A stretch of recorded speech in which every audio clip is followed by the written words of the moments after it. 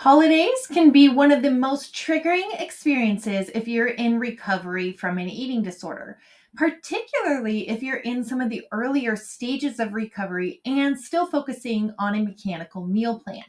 My name is Shena, and I'm a registered dietitian specializing in eating disorder recovery for the past decade. And if that's something that you're interested in learning more about, definitely click that subscribe button. Today, we're going to dig into 3 reasons that holidays can be particularly triggering for those struggling with an eating disorder or in eating disorder recovery, and 5 things that you can do to help yourself cope and reduce anxiety in some of these very challenging situations. So, the first reason that holidays and social gatherings can be particularly triggering, and particularly holidays, is the obligation expectation.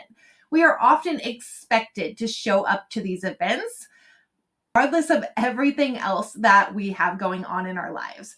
Furthermore, we're often expected to show up to these events and be agreeable, polite, and push aside our own needs in order for the greater good of the group. Fortunately, this can really clash with our recovery process. We're requested to set aside our own needs to make other individuals more comfortable. So, we're going to really dig into some of the ways that we can show up, we can be pleasant, but we can keep boundaries. The second reason that holidays are particularly difficult is that food noise is everywhere. And the food noise varies from person to person, and the food noise can go from food pushing to recommendation for putting too much on your plate or going back for seconds. Third reason that holidays are particularly challenging are that the food police and the body police are in full fledged at these events. Remember, everyone has an experience with food and their bodies. Everyone has exposure to media, which means, unfortunately, everyone has a plethora of experience about what they believe is good and bad about food, which diets they believe are good and bad. And they all think that they're an expert, perfectly positioned to give you all of the insight in how you should be managing your body and your plate. Fortunately, this can be particularly triggering for somebody suffering from an eating disorder or in those stages of recovery. When we begin to think about eating disorder recovery, we often act like this is going to happen in a bubble. We're going to be able to avoid negative body comments, negative food comments, and we can simply request that those around us in these topics. Perhaps that can work for those closest to us and those that are on our support team, such as our mom, dad, people living with us, spouses, etc., that have been trained to properly support you in your eating disorder recovery. But what about when we dig into those extended family on the holidays? This can be extraordinarily triggering for the reasons that we discussed, particularly because of that politeness expectation where we love our family, we care about our family, and we want to spend time with them. And the last thing that we want to do is make them feel uncomfortable because they've said something that has made us feel uncomfortable. It can put an extreme level of frustration, grief, sadness on these particular social situations. And we also want to enjoy these experiences ourselves, and it can be very triggering when our noise and body noise kind of gets in the way of this. Something that I want you to do, especially if you're in the early stages of your eating disorder recovery, is let your meal plan be your guide. Rely on this as a crutch. That's why we have it, actually. It is a specific tailored meal plan created by a medical expert such as a registered dietitian that can serve as your guide. While the food choices at the holiday might be different than what you're having on your day-to-day meals, there's still going to be the components of the meal plan, such as proteins, carbohydrates, fats, etc., that you can work into that meal plan. One needs to know that you're following a meal plan can be something you just pull up on your phone, get those exchanges that are recommended, and try your best to put the foods onto your plate that match that meal plan. This can really help to reduce some of that anxiety, especially when we're in a new environment with new people that are not our usual support system. Let that meal plan be your guide and help you reduce that anxiety. This is not the time to jump in and challenge new fear foods unless you're further along in your eating disorder recovery. And the second thing that I encourage you to do, with the caveat that you are trusting the people that you're going into this holiday experience with, and you're feeling that they might be receptive, is potentially write a letter to those individuals that are going to be showing up at the holiday event. This can be an email, this can be snail mail, whatever you're the most comfortable with. And what it can do is it can kind of outline potentially what you're struggling with. Hey, I'm in eating disorder recovery. It would be really helpful for me if at this holiday event that you would respect my boundaries and not talking about any food or body, as this can be particularly triggering for me and can potentially derail some of my progress in my recovery journey. Boom, done. That can be a really, really helpful tool so we don't even have to explain ourselves as we're going into this holiday event. But again, this is if you do trust those individuals that will be attending, and we don't have to go into great detail. Just simply outlining what you would like to be discussed and what you would not like to be discussed can often be received very well by those that want to love and support us, but just need to know how. However, if you don't feel that individuals will be receptive, or you think that there's going to be a lot of questions that are going to be asked, you might want to skip this step. And we'll move on to the third recommendation, which can be used for both individuals that will be receptive to supporting you in your journey and those that just might not understand it.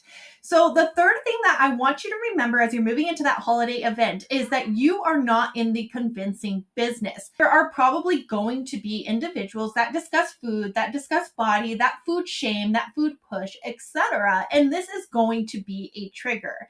Especially if you are in the early stages of recovery, just remember that while you're learning new skills to cope with food anxiety and body anxiety, we're probably not in the position to share some of these experiences right now, and others that it is in their best interest to do the same. Why? Because we probably haven't fully assimilated these into our day-to-day lives, and we're probably just learning to grasp it and accept them ourselves. So just remember, do not convince. Your job is to protect your boundaries and protect yourself in these situations.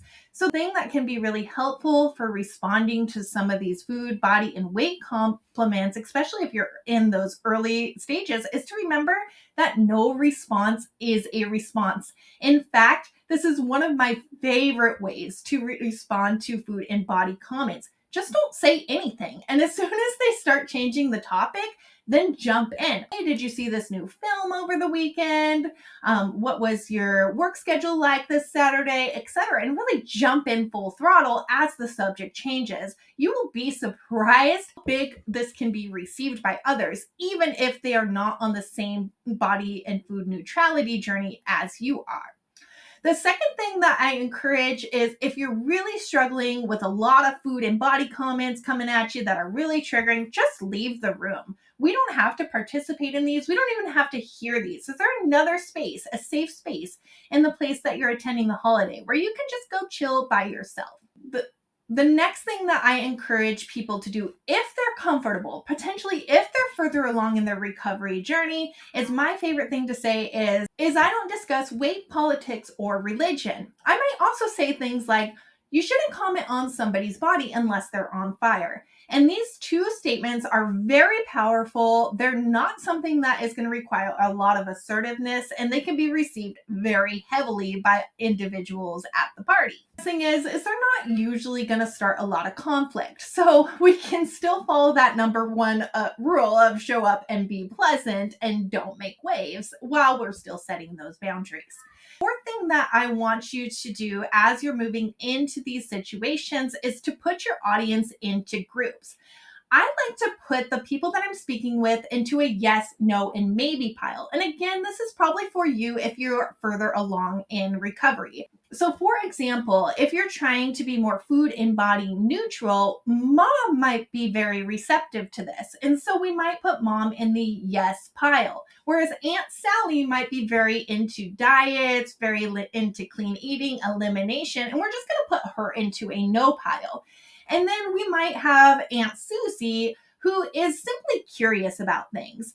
And she might not know a lot about food and body neutrality, but she might be open to receiving more information on what you're working with in your recovery journey. So we might put her into a maybe pile. Those no people are not going to engage in dialogue about what we're working on with them at all, because they're just not going to receive it, and they're going to derail our own progress.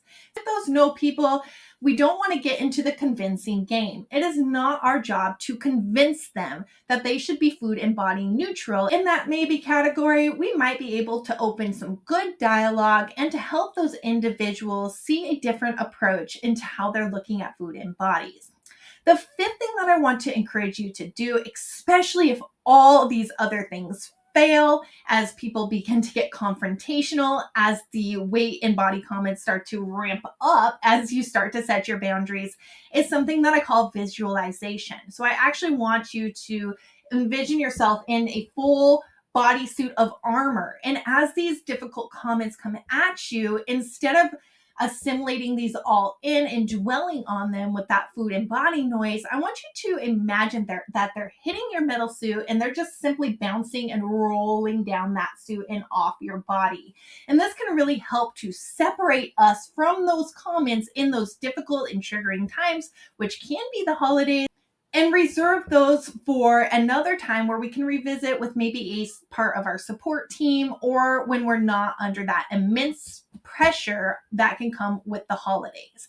I hope that you found this video helpful. If so, please consider liking, subscribing, and sharing with a friend.